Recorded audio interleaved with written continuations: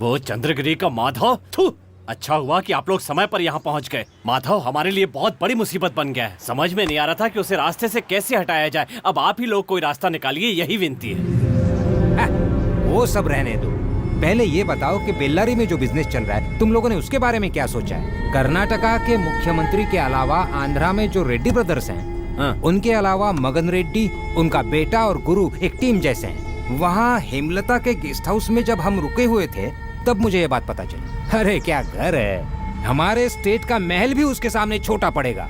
बेल्लारी में सिर्फ हमारी हुकूमत चलती है, वहाँ पर हमारा राज। भैया हम मिल तो पहली बार रहे हैं लेकिन पहचान पुरानी है। एक बात समझ लीजिए, चंद्रगिरी का माधव सिर्फ आपका दुश्मन नहीं, हमारा वो पुराना दुश्मन है। अतीत में हमारे बीच ऐसी बहुत सारी चीजें हुई हैं जो अभी तक चुभती हैं यहाँ सीने में। हेमलता के यहाँ से जब आप निकल गए, उस समय हम लोग यहाँ स्टेट में नहीं थे, फॉरेन टूर पर गए हुए थे। नहीं तो जानते हैं, हम लोग उसे वही दफना कर फेंक देते। आप सबको माधव से बदला लेना है, और मेरी दुश्मनी तो माधव से बहुत पहले से चली आ रही है, क्योंकि उसने हमारे सारे धंधे बंद करवा दिए और हमें रास्ते पर ले आया। वैसे आप लोग तो बेल्लारी से हैं, तो आपकी माधव से दुश्मनी कैसे? ये एक पुरानी कहानी है। 30 साल पहले ये घटना घटित हुई थी। माधव नाम का एक आदमी सत्ता के बल पर ऐसा मशहूर हुआ कि कोई जवाब ही नहीं। यहाँ तक कि चंद्रगिरी में आज भी हर तरफ उसी आदमी की तूती बोल रही है। माधव के खिलाफ एक आदमी था, सिर्फ वही एक आदमी था जो उस माधव के खिलाफ खड़े होने की हिम्मत रखता था। रामदत्त शर्मा, हम तीनों के पिताजी। इस जंग में जीत माधव की हुई और हार हमारे पिताजी की। हारने वाले को अपना घर जमीन छोड़कर जाना था, यही फैसला हुआ था। क्योंकि लड़ने के लिए हथियार नहीं थे उनके पास, तो इसीलिए उन्हें बेदखल होना पड़ा। लॉरी में अपना पूरा सामान भरकर हम तीनों के साथ वो निकल पड़े। पापा के चेहरे पर हार का दर्द महसूस किया जा सकता था। पहले मंगलपुर, फिर मैसूर, और उसके बाद उनकी मौत हो गई। एक सरकारी हॉस्पिटल में एक कोने में बेंच पर उनकी लाश पड़ी थी। कोई भी रिश्तेदार वहां नहीं था, सिर्फ मैं था। अपनी अधखुली आंखों से जैसे वो इशारा कर रहे थे, उनके चेहरे पर सिर्फ एक ही नाम लिखा था, माधव। तब से लेकर आज तक मौका ढूंढ रहे हैं कि कैसे और कब उस तक पहुंचे। पैसा, कुर्सी, ओहदा सब जरूरी थे। हमें पता था कि बदला लेने के लिए बाकी चीजों के अलावा इन सब चीजों की जरूरत हमें पड़ेगी। हम भाइयों ने खूब मेहनत की, हमने अच्छे काम भी किए, बुरे काम भी किए, और आज ऐसा कुछ भी नहीं है जो हम लोग हासिल ना कर सकते हैं, कुछ भी नहीं। सर, उस दिन जो सड़क पर झगड़ा हुआ था, हाँ, वो लड़का मिल गया हमें। वो चंद्रगिरी के माधव का बेटा है। सपोला साहब बने उसके पहले उसका भी सर कुचलना होगा भाई। सही कहा ना? सही कहा ना? हाँ। आप जानते हैं आते वक्त मैं क्या सोच रहा था? यही सोच रहा था कि ये सफर आखिर इतना लंबा क्यों है। तब मुझे इस बात का पता चला कि समय हर किसी के लिए कुछ न कुछ सोच कर रखता जरूर है, और समय ये कह रहा है कि उन दोनों की मौत अब निश्चित है। पर बहुत संभल कर रहना होगा। माधव कोई आम इंसान नहीं है। जानता हूँ, हर एक के लिए एक गोली निर्धारित है, उनके लिए भी है। मरता हुआ माधव जब रहम की भीख मांग रहा होगा, उस समय मेरे पिताजी की भटकती हुई आत्मा को जरूर शांति मिलेगी, इसका मुझे पूरा यकीन है। उसके बेटे का तो बेहतर इंतजाम करूंगा। बस इतना ही काफी। जय।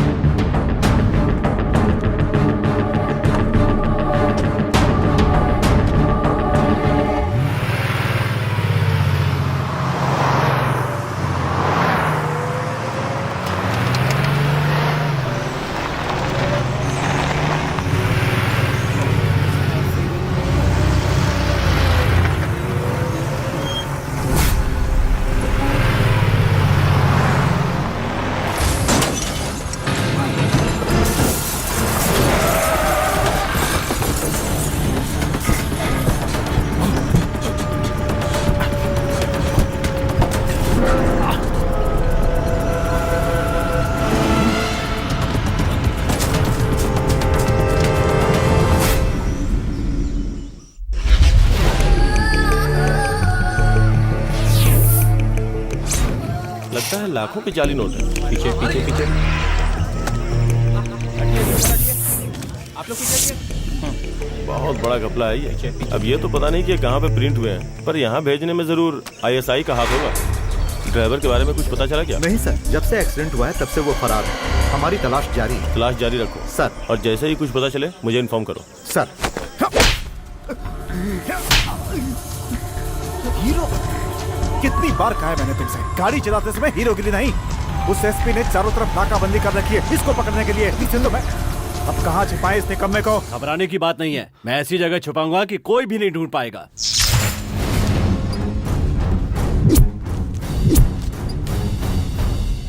कौन है आप? यहाँ क्यों आए हैं? हम कौन हैं ये जानना कोई जरूरी नहीं एसपी साहब। ये बताइए आपको कितना चाहिए? What do you mean? इतना भी नहीं समझते। जितनी पगार मिलती है तुम्हें उसमें घर चलाना भी मुश्किल होता होगा। ये वो काम है जो तुमने कभी सपने में भी नहीं सोचा होगा। दाम बोलो। अभी भी नहीं समझे? ठीक है, फिर हम समझा देते हैं। जिस फेक करेंसी भरे एम्बुलेंस को तुमने जब्त किया है उसे केस बुक से तुम मिटा दो, फाड़ के फेंक दो।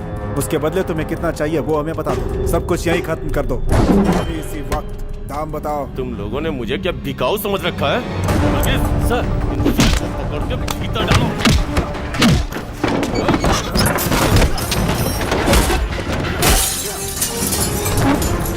अगर तूने कॉपरेट नहीं किया तो ऐसी जगह भेजूंगा कि चाहकर भी कॉपरेट नहीं कर पाओगे। यही तरीका होता है मेरा।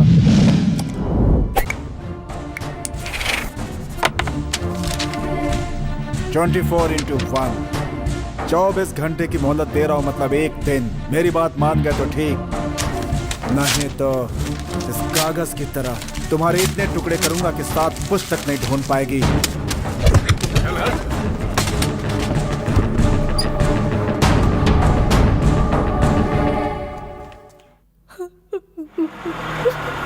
तुम रो क्यों रही हो माँ? वो रोएगी चंद्रा। अगर बेटे की जिंदगी खतरे में हो तो माँ जरूर रोएगी। ऐसा कुछ नहीं है सर। वो लक्ष्मीपुर के सदानंद, मुकुंद और उनके साथ 3 लोग और थे। 3? कौन थे वो 3 लोग? इससे पहले मैंने इन्हें कभी नहीं देखा, पर शायद इनकी पहुंच ऊपर तक है, क्योंकि इस घटना के तुरंत बाद आजी साहब का मैसेज आया था कि उन पर कोई एक्शन न हो। अभी तो तुम्हें सिर्फ मैसेज ही आया। इन्वेस्टिगेशन के दौरान हो सकता है तुम्हें सस्पेंड करें या तुम्हारा ट्रांसफर हो जाए। चाहे कोई भी एक्शन ले ले, मैं अपनी ड्यूटी पूरी करूंगा और उन्हें ढूंढ कर ही रहूंगा। मुझे जानना है कि वो लोग कौन हैं। भले ही मुझे सर्विस से डिसमिस कर दिया जाए, पर मैं उन्हें नहीं छोड़ने वाला। इतना गुस्से में आकर फैसला मत करो, पागलपन है ये। दुश्मन को कभी खुद से कमजोर नहीं समझना चाहिए। एसपी ऑफिस को जो लोग तहस नहस कर सकते हैं वो साधारण लोग नहीं हो सकते। उन लोगों से लड़ने के लिए तुम्हें सोच बदलनी होगी। दिमाग ठंडा करो। आप ही बताइए माधव भैया कि अब मैं क्या करूं? पापा, इस माँ की आंखों में मैं आगे से कभी आंसू नहीं देखना चाहता। और ठीक उसी तरह हम पड़ोस के गांव में ये जो घटना घटी है एम्बुलेंस वाली, उसे ऐसे ही नहीं छोड़ सकते।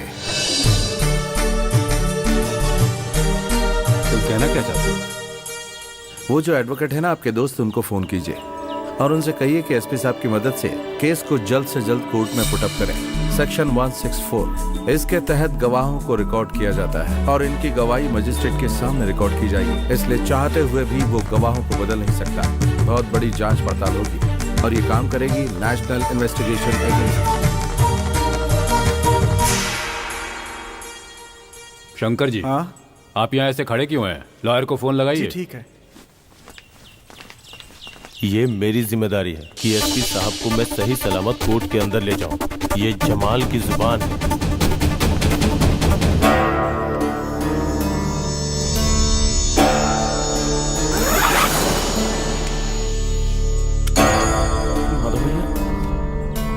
जब डिपार्टमेंट के अपने ही लोग दगा दे तो दुश्मन के सामने इस तरह खाली हाथ जाना अच्छा नहीं होता। रख लो इसे। अब आप यहाँ से जल्दी निकल। मजीद, तुम अपनी टीम को कोर्ट के पास लेके आओ। अय्यप्पन से कहो कि कोर्ट तक जाने वाले सारे रास्ते पर नाकाबंदी कर दे।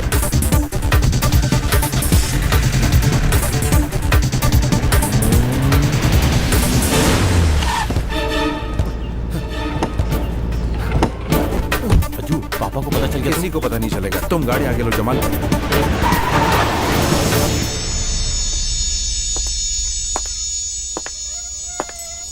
24 घंटे खत्म हो चुके हैं।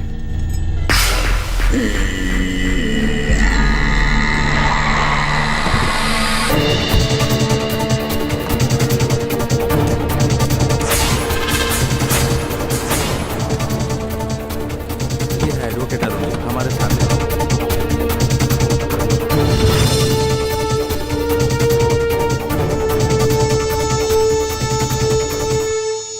योर ऑनर, हमारे देश के विषय में कुछ ऐसी संवेदनशील जानकारियां हैं जो बहुत मायने रखती हैं। देश की सुरक्षा से जुड़ी, जिसकी जानकारी हमारे सुपरिटेंडेंट ऑफ पुलिस चंद्रशेखर को मिली, उसे हम कोर्ट के सामने पेश करना चाहते हैं। केस की अहमियत को देखते हुए इससे संबंधित गवाही को सेक्शन 164 के तहत रिकॉर्ड किया जाए और नेशनल इन्वेस्टिगेशन एजेंसी को ये केस सौंप दिया जाए। बस मुझे यही कहना है। कानून के मुताबिक गवाही देने वाले के साथ लॉयर और जज के अलावा यहाँ कोई भी नहीं रह सकता। बाकी लोग इस कमरे से बाहर चले जाएं। एडवोकेट मनीलाल की।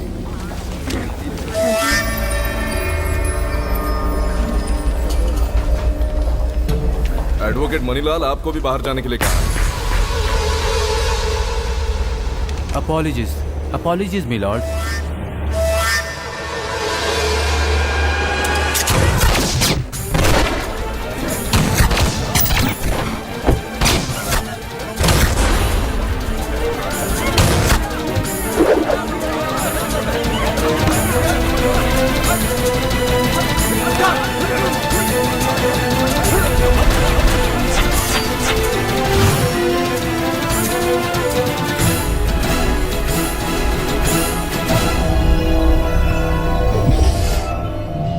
जब एसपी चंद्रशेखर से उस दिन तुमने कहा कि तुम उसे छोड़ोगे नहीं, तो मुझे विश्वास नहीं हुआ कि तुम वाकई ऐसा कुछ करोगे, पर तुमने कर दिखाया।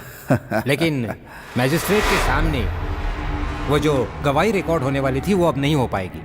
अब इस चीज को लेकर ना जाने कितना बड़ा बवाल खड़ा हो जाएगा, पता नहीं कितना बड़ा होगा। अरे कुछ भी नहीं होगा, कुछ भी नहीं, समझे। मरने वाले एसपी चंद्रशेखर और मणिलाल के बीच पहले से दुश्मनी थी, पैसों को लेकर अनबन हुआ करती थी। पीने के बाद उन दोनों में हमेशा झगड़े हुआ करते थे। आने वाले 2-3 दिनों में पुलिस के साथ साथ ये सारी बातें मीडिया में भी पहुंच जाएगी और हमारा ये काम करेंगे पुलिस डिपार्टमेंट के ही लोग। बाद में सारी बातें तब भी जाएंगी। सही कह रहा हूँ ना? लेकिन उस वकील ने अगर कहीं मुंह खोल दिया तो? नहीं खोलेगा, कभी भी नहीं खोलेगा। क्योंकि हमारा जो एडवोकेट है उसकी पत्नी के नाम पर हमने बहुत बड़ी जमीन रजिस्टर करवा दी। जहाँ तक मैं उसे जानता हूँ वो हमें धोखा नहीं देने वाला। अगर दे भी दिया तो और भी वकील हैं।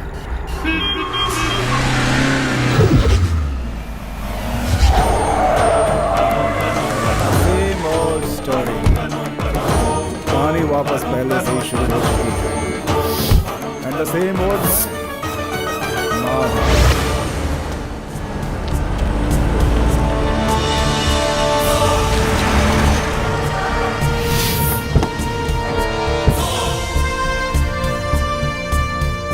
यही है वो, यही है वो अर्जुन। माधव का बेटा।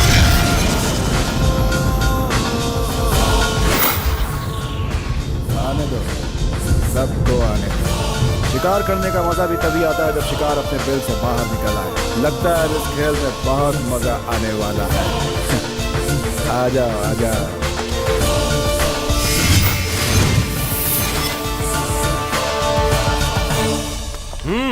क्या चाहिए?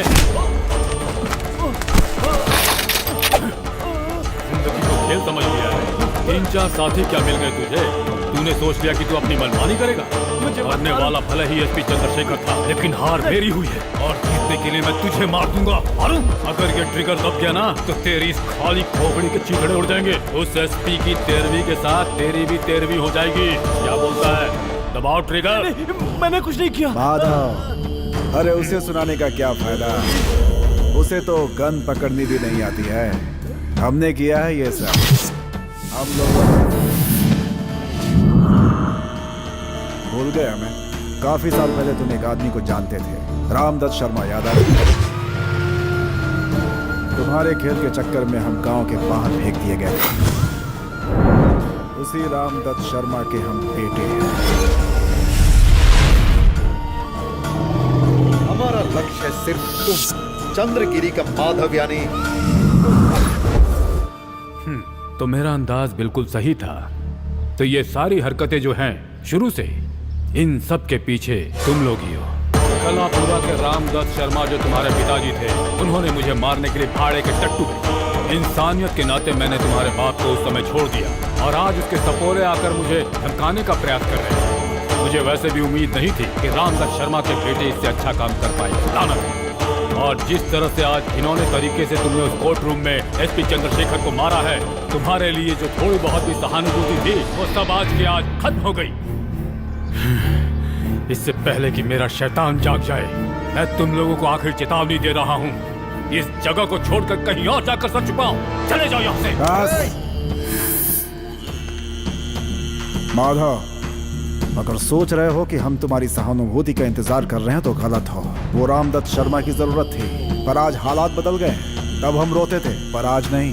आज हमारा मकसद एकदम साफ है। तुमसे बदला लेने के लिए आज हम सब यहाँ इकट्ठे हैं और तुम्हें मौत के घाट उतारने से कोई नहीं रोक सकता हम लोगों को। आज हमने अपने उन्हीं पुराने दुखों को इकट्ठा करके अपनी ताकत बना ली है। देख लो हम लोगों की तरफ, हम हैं अन्नपूर्णा ग्रुप। हमें माफी देने वाले तुम कौन होते हो? लो निकलो यहाँ से। गिरी के माधव,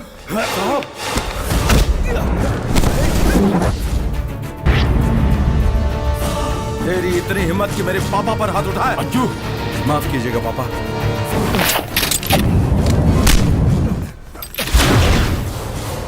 चंद्रगिरी के माधव मेरे पिताजी हैं, कोई साधारण आदमी नहीं है। आदर्श हैं वो एक। सही को सही और गलत को गलत सिखाने वाले आदर्श गुरु हैं वो। उस मूर्ति को गिराने की कभी कोशिश मत करना, वरना मुझसे बुरा कोई नहीं होगा। अगर फिर कभी दोबारा ऐसा करने की कोशिश की तो तेरे सर के चीथड़े उड़ा दूंगा। ब्रदर, अपने भाई को जरा कंट्रोल में रखो, उसे गुस्सा कुछ ज्यादा ही आता है। गुस्से को कम करो, वरना इस गुस्से को सफेद कपड़े में लपेटकर शमशान तक पहुंचा दूंगा। मेरे पापा को कभी भी अकेला मत समझना, क्योंकि उनके पीछे मैं खड़ा हूं पहाड़ जैसा। ये बात तुम कभी भी मत भूलना।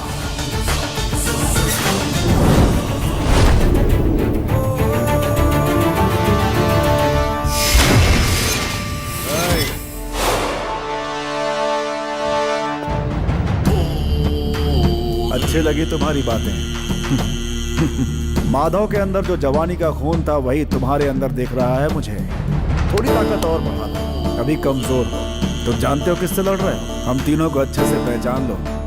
हमारे बारे में सब कुछ अपने पिताजी से पूछ लो। तुम्हारी बात मैं समझ गया, लेकिन ताकत मुझे नहीं, तुम्हें चाहिए। क्योंकि पैसा भले तुम्हारे पास ज्यादा है, लेकिन अकल कम है।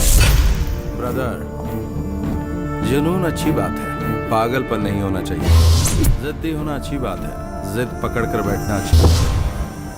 तुमने जितने भी कारतूस अपनी बंदूकों में भरकर रखे हुए हैं, चंद्रगिरी के माधव को ऊपर पहुंचाने के लिए कम पड़े।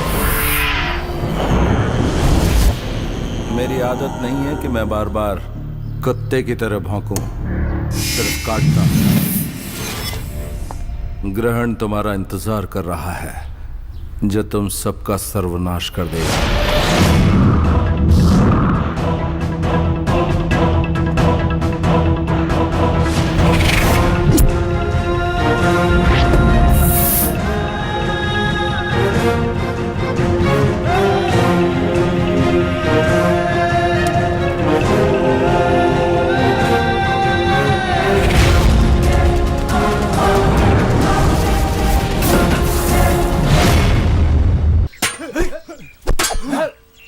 इनको देख के मुझे याद आया, ये सब लोग माधव की मौत की तैयारी कर रहे हैं।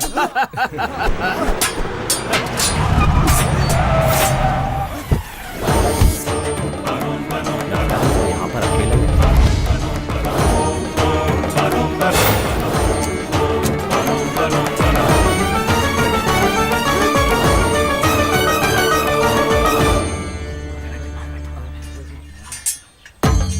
क्या हुआ बच्चों? पर 12 क्यों बजे मुझे देखकर?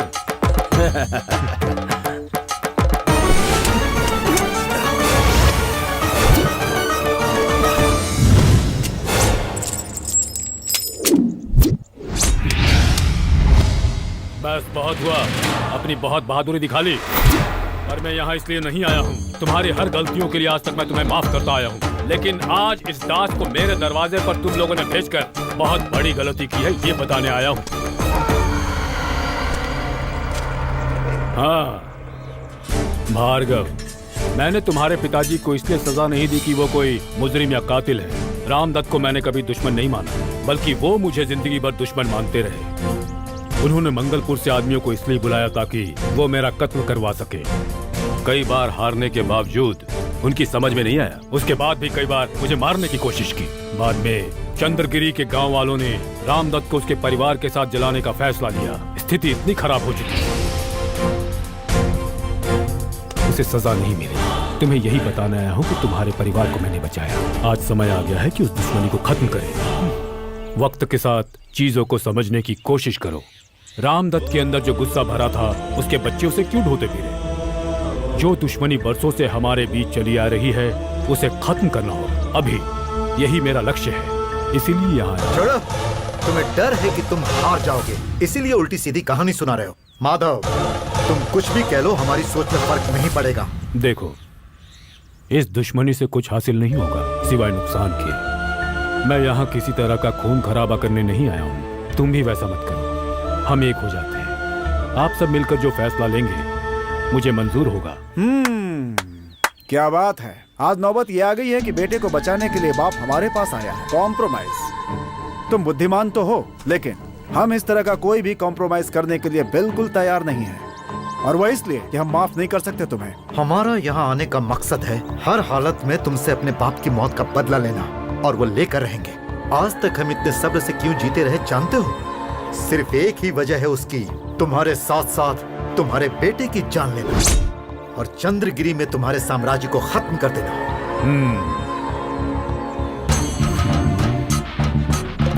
आज मैं अच्छी तरह समझ चुका हूँ कि अगर बुरा होना है तो किसी हाल में होकर रहेगा। समझौता नहीं करना कोई बात नहीं, हम लड़कर मरेंगे। अपने आदमियों को जगह वक्त बताकर भेजना। माधव तैयार है, पर एक बात कान खोलकर सुन लो, ये लड़ाई जो होने वाली है बर्बादी की हद तक होगी। सब खत्म हो जाएगा। माधव, तुम खुद को मौत का सौदागर मत समझो। वक्त ही बताएगा कौन जीतेगा। क्षत्रिय के लिए युद्ध धर्म है, उससे वो नहीं डरता। मारेगा या मरेगा।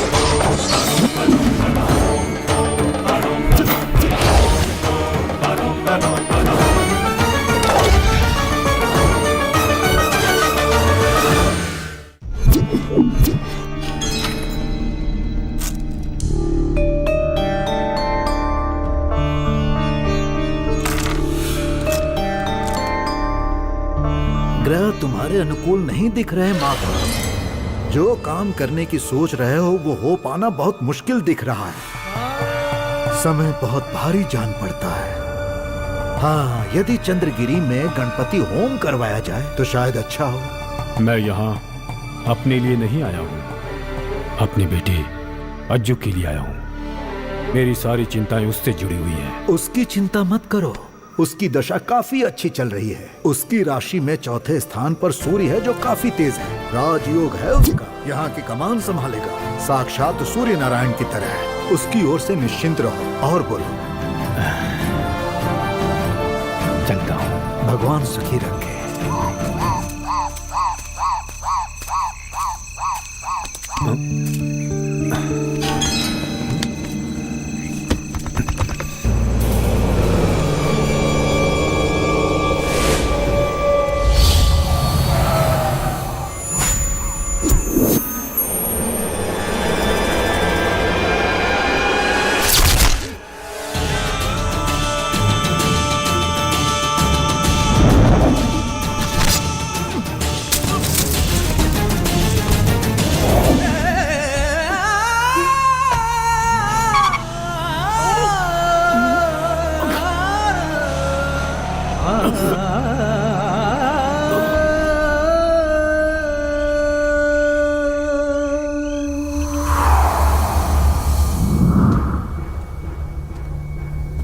माधव जी की अकस्मात मौत के बाद उन्हें श्रद्धांजलि देने के लिए चंद्रगिरी के सभी दुकानदारों ने अपनी दुकानें आज बंद रखी हैं। क्योंकि कत्ल आधी रात को हुआ था, इसलिए सुबह तक लाश वैसे ही पड़ी रही। पिछली रात हुए इस हादसे की पुलिस पूरी तत्परता से तहकीकात कर रही है और जल्द ही अधिकारियों को अपनी रिपोर्ट सौंप देगी।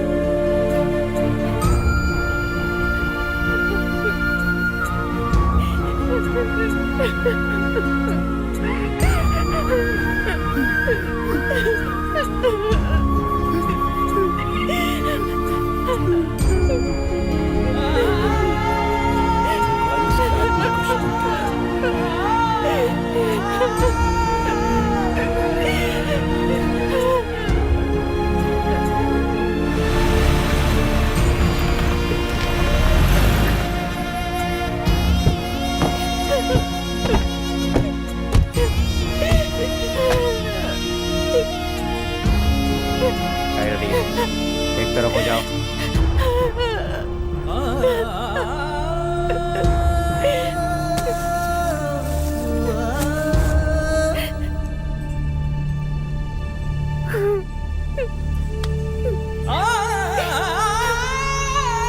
ये बहुत दुख की बात है बेटा। इनकी मौत पर हम सबको अफसोस है। बहुत नुकसान हुआ हम सबका। मुझे और मेरी सरकार को इस मौत पर काफी अफसोस है। तुम अपना ख्याल रखना बेटा।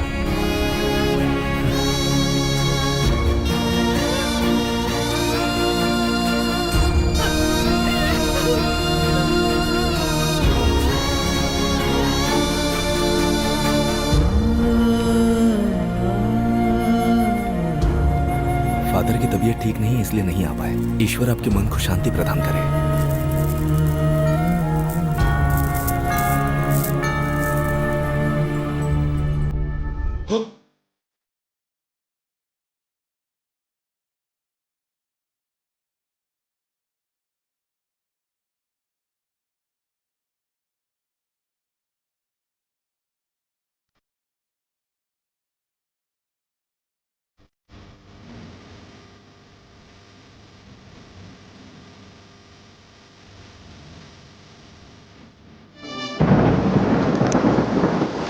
मैं यहाँ के मंदिर का पुजारी हूँ। कुछ देना था। ये चाबी लौटानी थी, वहां छूट गई थी। जब मुझे पता चला कि तुम्हारे पिताजी के साथ ऐसी दुखद घटना हुई तो मुझे बहुत दुख हुआ। उस दिन वो मेरे यहाँ आए थे और जाते वक्त ये चाबी भूल कर चले गए, तो मैंने सोचा तुम्हें लौटा दूं। समय खराब है, संभाल कर रहो। तो अब मैं चलता हूँ। सच क्या है ये मैं अच्छी तरह जानता हूँ। सब जिस पर विश्वास करते थे, जिस पुजारी पर मेरे पिताजी विश्वास करते थे, वो आज टूट गया। विद्वान पंडित कृष्ण शर्मा की आंखों में आंसू की एक बूंद भी नहीं।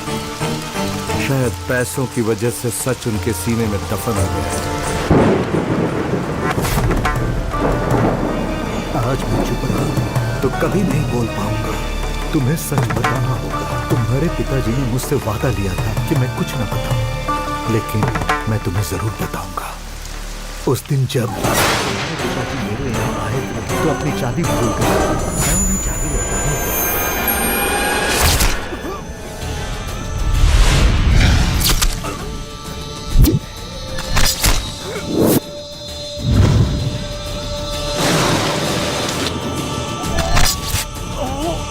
कौन है वहाँ? चलो, कौन है?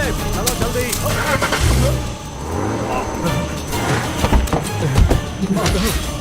माधव, पंडित जी, अभी जो यहाँ हुआ मेरे बेटे से मत कहिएगा। माधव अपनी जिंदगी जी चुका है। अब इसे सिर्फ अपने बेटे अज्जू की चिंता है। उसका ख्याल रखिएगा। पुरखों की दुश्मनी मेरी मौत के साथ खत्म होनी चाहिए। हाँ, उसे समझाइएगा। हाँ, समझाएंगे ना उसे। माधव, माधव,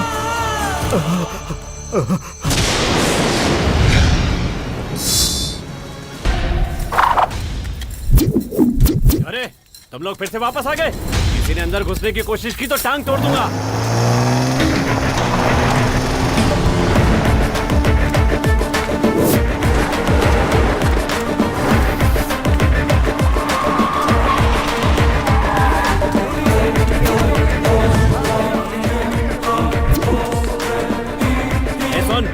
अंदर मत घुस। एक कदम भी आगे बढ़ाया ना तो सोच ले वापस नहीं जा पाएगा। जमाल,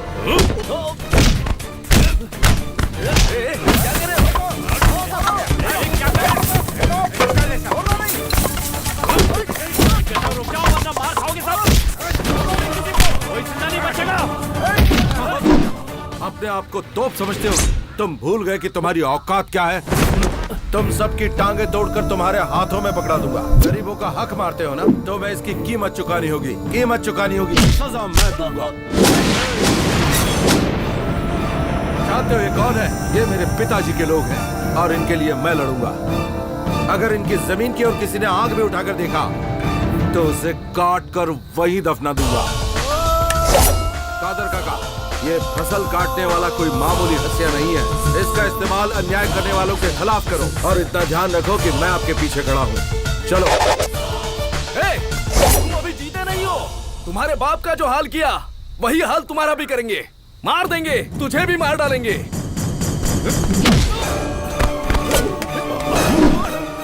बिल्कुल नहीं। पुजारी जी की बात याद है ना?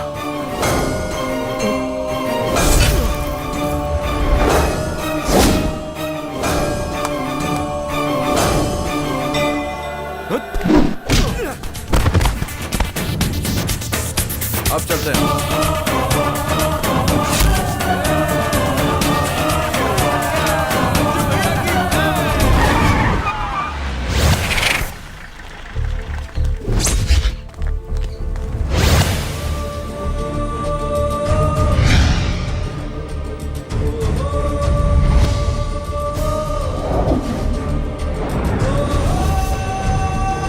ये सब जगदीश के साथी एमएलए हैं।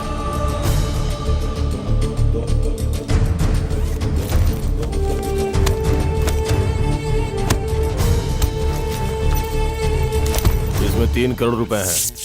सब आप ही लोगों के पैसे हैं। कल स्पीकर के पास जाना है और इस्तीफा देना। ठीक। इन पैसों के लिए तो मैं कहीं भी इस्तीफा दे दूंगा। मुख्य समाचार। समय आ गया है कि विधानसभा में स्पीकर के समक्ष मुख्यमंत्री अपना शक्ति प्रदर्शन करेंगे। विधायकों का विश्वास मत प्राप्त करने के लिए इस समय हर तरह की जोड़ तोड़ की संभावना है। सीधी उंगली से घी न निकले तो उंगली टेढ़ी करनी पड़ती है।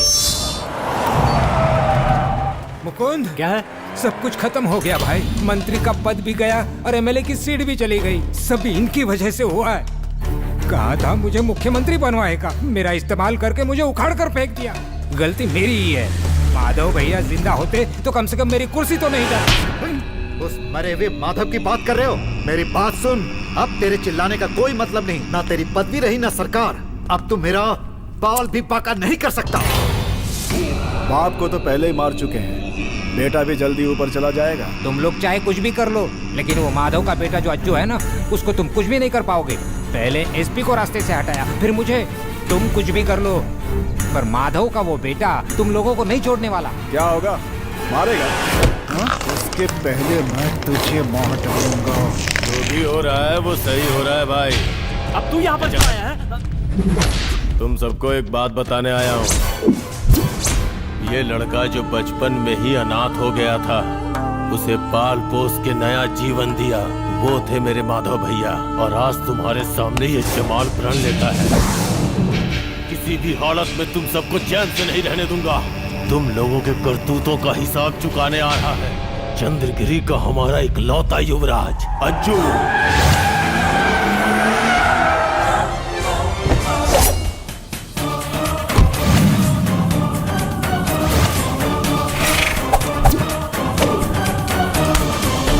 भी पैसा कमा लो, आखिर में यही छोड़कर जाना होता है। आज देख लिया ना तुमने, इन्हीं पैसों ने तुम्हें तुम्हारी कुर्सी से नीचे उतार दिया। आज तुमने देख लिया ना कि तुम पैसों के बल पर किसी की आजादी नहीं खरीद सकते, और उन लोगों की तो बिल्कुल नहीं जो लोग सिर्फ राष्ट्र के लिए जीते हैं। नहीं समझे ना? अभी समझाता हूँ। ये देख रहे हो ना, ये आदमी नहीं आदर्श है। पैसों से खरीदा जाने वाला तुम जैसा बिकाऊ नहीं है। सब लोग मेरी हिट लिस्ट में हैं। जिसने भी मेरे पापा को धोखे से मारा है, मैं उनको छोड़ने वाला नहीं। खून करने वालों की सजा सिर्फ मौत। कोई भी हो, और वो चाहे कितनी भी कोशिश कर ले, लेकिन मुझसे बच नहीं पाएगा। भूलना मत, बदला मैं लेकर रहूंगा। इतनी बकवास करके जा रहा है, अब हमारी भी सुन ले। माधव को मारने के लिए कोई यहाँ बाहर का आदमी नहीं आया था। उसे मैंने और मेरे भाइयों ने मिलकर मारा। हम अन्नपूर्णा हैं, हमारे सामने टिक नहीं पाओगे। बिल्कुल सही। तुम्हारे बाप को हम नहीं मारा, सबने मिलकर मारा। हमारा जो करना है कर लो। सच तो यह है कि तुम कुछ भी नहीं कर सकते। वैसे इसकी कुर्सी छीन कर तुम्हें लगता है कि तुमने बहुत बड़ा तीर मार लिया है क्या? तुम्हारा ये अहंकार और जिन पैसों के बल पर तुम कूद रहे हो, उनकी कसम खाकर कहता हूं, सबको बर्बाद कर दूंगा। मैं तुम सब लोगों की वो हालत कर दूंगा कि तुम्हारे पास बेल्लारी जाने के पैसे भी नहीं बचेंगे। चंद्रगिरी के अज्जू का ये वादा है, तुम सबको बर्बाद करके रख दूंगा।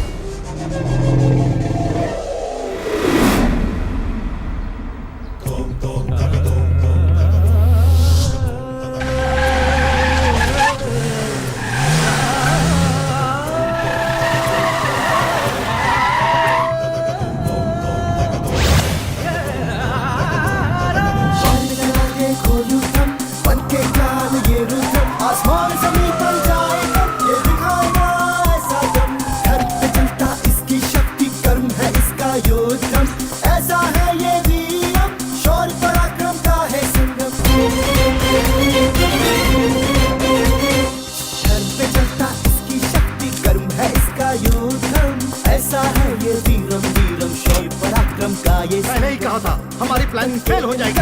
शोलों जैसा धक-धकाता, कोई बच न पाता, इससे जो भिड़ता हो जाता। ये है यहाँ के नए कलेक्टर साहब और यह नए SP Alex. Bank account seize हो गए हैं, हम एक भी पैसा बाहर नहीं निकाल सकते अभी। आसमान जमीन पर जाए तब ये दिखाएगा ऐसा दम, धर्म पे चलता इसकी। हाँ ठीक है, जल्द से जल्द अगली फ्लाइट कौन सी है वो बुक कर लो। हाँ ठीक है भैया, टिकट तो हो जाएगी, लेकिन हम यहाँ से चले गए तो। देखो, हम यहाँ से हमेशा के लिए नहीं जा रहे हैं, बहुत जल्द वापस आ जाएंगे। युद्ध नीति कहती है अगर अपना पक्ष कमजोर हो तो मैदान छोड़कर निकल जाना चाहिए, उसी में बुद्धिमानी है।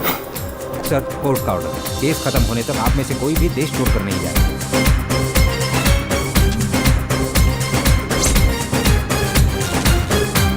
तो हम बंगलुरु चलते हैं। अद्भुत इसमें शक्ति है भाई, राम जैसी इसमें शक्ति है भाई, मानवता जिए इसके लिए, पापी को मिटाने की कसम है खाई, झूठ से बुराई से है इसकी लड़ाई, सूरज जैसी है इसकी सच्चाई, सच का हमेशा है। बेल्लरी में हमारे ऑफिस और घर पर इनकम टैक्स की रेड पड़ी है, नेशनल इन्वेस्टिगेशन एजेंसी ने डाली है रेड। सच के सिवा जाने कुछ ना, सच है सच है सच है सच है सच है। जितनी जल्दी हो सके हमें शहर छोड़ना होगा, वरना हमारी प्लानिंग पर पानी फिर जाएगा। अरे ये क्या, पुलिस?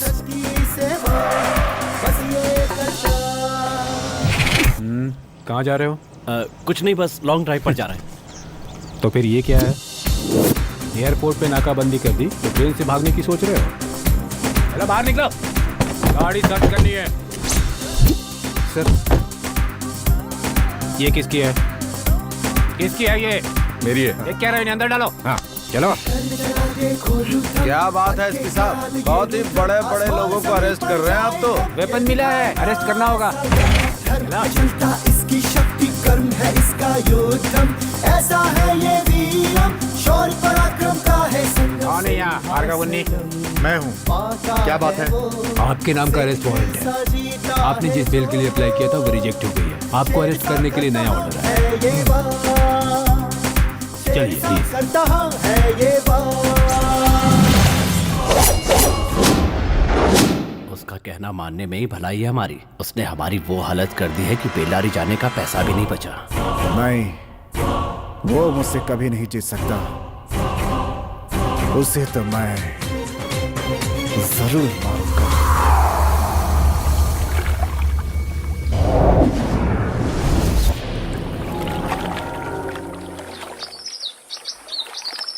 अपने पिताजी को याद करके अपनी उंगली से इसे निकाल दो। कार्य संपन्न हुआ। नहीं पंडित जी, एक काम और बाकी है अभी।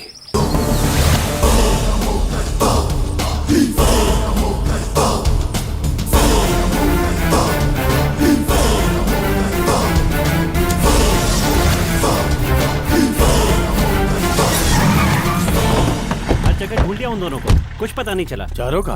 हाँ, मैंने उनके सारे ठिकाने पर केविन सर के साथ मिलकर छानबीन कर ली, लेकिन कहीं कुछ पता नहीं चला।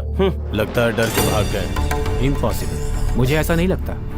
हमने हर जगह इतना कड़ा पहरा लगाया हुआ है कि भाग नहीं सकते थे। इसका मतलब वो यहीं कहीं छुपा बैठा है, उसे ढूंढ निकालना होगा। बच के भाग गए वो लोग। जो हुआ वो अच्छा ही हुआ। अब किसी से भी कोई लेना देना नहीं। तुम्हारे पिताजी जो चाहते थे सब वैसा ही हुआ। अब सब भूल जाओ। बस ध्यान रखो कि वो लौट कर यहाँ ना आए। ऊपर वाला सब अच्छा करेगा।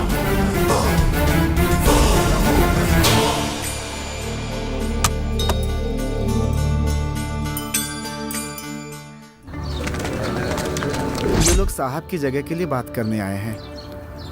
कैसी जगह? आपके पिताजी चंद्रगिरी के मंदिर के सारे फैसले लिया करते थे। उनके जाने के बाद वो जगह खाली पड़ी हुई है, आप वो जगह ले लें। नहीं, इसकी कोई जरूरत नहीं है।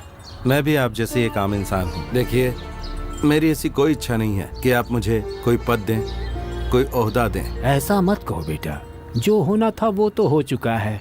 अब उत्सव की तैयारी करनी है और साथ ही मंदिर का जीर्णोद्धार भी करना है, तो उसके लिए आपकी सहायता चाहिए होगी हमें। अच्छा, ये बात है। पापा के जाने के बाद ही मैंने साफ कह दिया था कि कोई बदलाव नहीं होगा। आपको जो भी मदद चाहिए वो मिलेगी। शंकर मामा, हमें देखिए, इन पैसों लोगों की जरूरत नहीं है। इन सब लोगों को बस एक नायक चाहिए। जी वही, आपके पिताजी ने जो काम शुरू किए वो सब कहीं न कहीं अटके पड़े हैं। अब वो काम तभी पूरा होने की संभावना है जबकि आप वो जगह संभाल लें। इस सब के लिए तुम्हारा मानना बहुत जरूरी है बेटा। बेटा, इनकी बात तो मान लो। शंकर मामा, इस जमाने में ये सब बातें कोई भी मायने नहीं रखती हैं। इसकी जरूरत नहीं। भगवान का कार्य है, अच्छे से ही होगा। नहीं, तुम्हें ये करना ही होगा। मालिक अगर होते तो वो भी यही चाहते। तुम्हें पंडित से मिलना ही होगा। कुंडली के हिसाब से चंद्रगिरी में ये उत्सव करना सबके लिए अच्छा होगा। चूंकि अब माधव नहीं है, इसीलिए अजय को हम उनका उत्तराधिकारी घोषित करते हैं। आने वाले जो 5 दिन हैं, वो उत्सव के लिए शुभ है और इनके लिए लाभप्रद हैं। और मेरे हिसाब से सिंहासन पर बैठने के लिए सबसे पवित्र समय है। ये कैसी बात कर रहे हैं पंडित जी? आज भी आप अंधविश्वास मानते हैं? आज का दौर पहले से बहुत ही अलग हो चुका है पंडित जी। क्या ये वाकई जरूरी है? हर एक कार्य के पीछे एक ना एक लक्ष्य अवश्य होता है। ये अच्छी तरह समझ लो कि हम जो कुछ भी कार्य करते हैं उससे हमारी और हमारे समाज की अच्छाई बुराई जुड़ी होती है। मनुष्य शास्त्र पढ़ता है और शास्त्र से ज्ञान प्राप्त होता है। खजाने में हाथ डालने से जिस तरह धन की प्राप्ति होती है, उसी तरह यदि ज्ञान रूपी गंगा में तैरा जाए तो तन और आत्मा दोनों पवित्र हो जाते हैं। शास्त्र में ये बातें बहुत शोध करके लिखी गई हैं।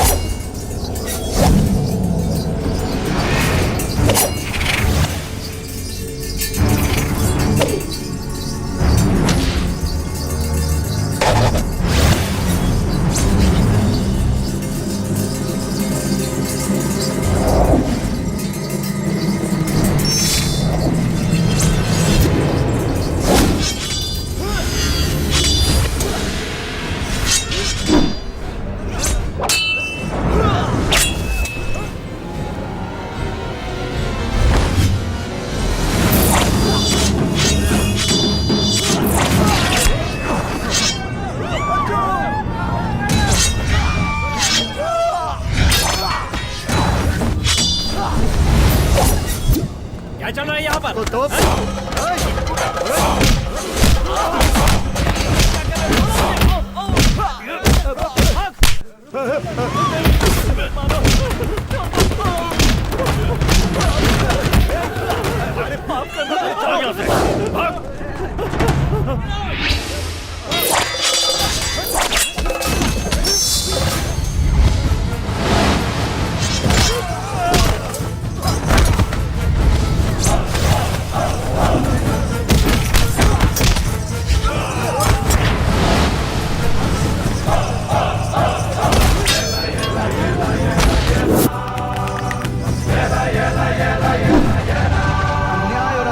करने वालों का जवाब तुम्हें इस युद्ध में देना होगा। कर्तव्य पूरा करो। ये युद्ध नहीं है, यज्ञ है। ये अवश्य जीतोगे।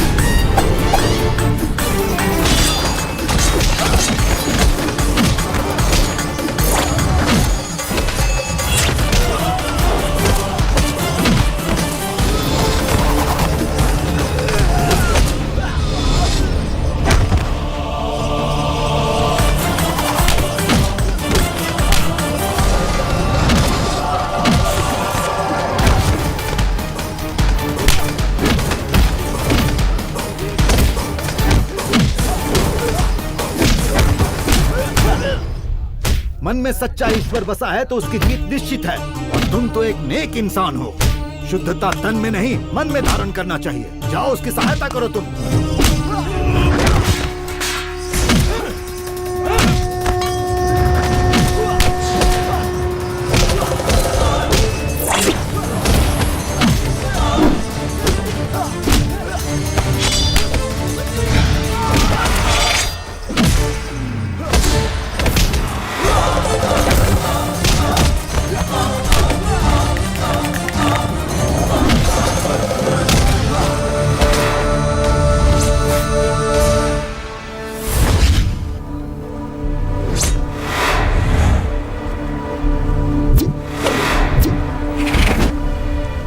तुम्हें क्या लगा कि मैं भाग गया हूं?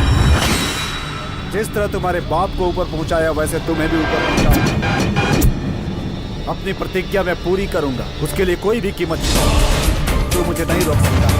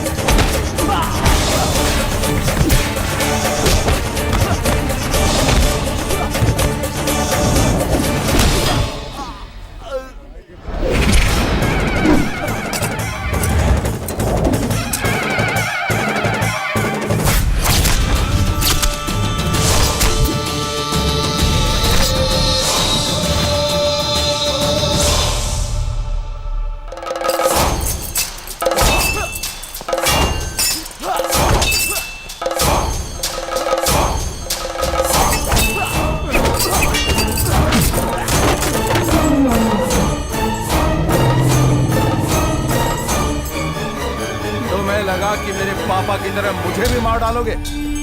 तुमने मेरे पिताजी की जान ली और मैं भी आज तुम्हें उसी जगह पहुंचाने वाला हूँ। मेरे पिताजी ने तुम्हारे पिताजी की जान बचाई और बदले में तुमने मेरे पिताजी की जान ले ली। बिना पिता के जीवन क्या होता है ये न तुम पहले जानते थे और न जान पाओगे। तुम्हारा जीवन बेकार है, उससे छुटकारा मैं दूंगा। नहीं, नहीं। पद्मनाभा, तो चल डालो इस पापी को।